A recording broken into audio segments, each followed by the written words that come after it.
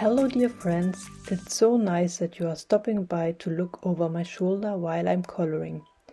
In real time I invest 4 hours of love and fun in this coloring work.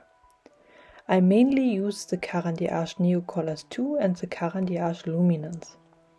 I use the Derwent water tank brushes in all sizes to blend the pigments. For setting some highlights and for covering the outlines I use the Sakura Jelly Roll 08. Which I love very much. I store all color numbers and further information about the coloring work and the coloring book in the video description. You will also find a link to the complete flip through and review video in the description and in the info box that now appears.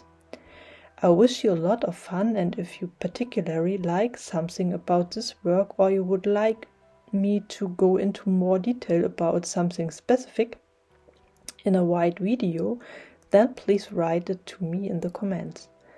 I hope you enjoy the video as much as I had coloring it. And I would be very happy about a thumbs up and a subscription. If you don't want to miss any video from me, don't forget to click the bell.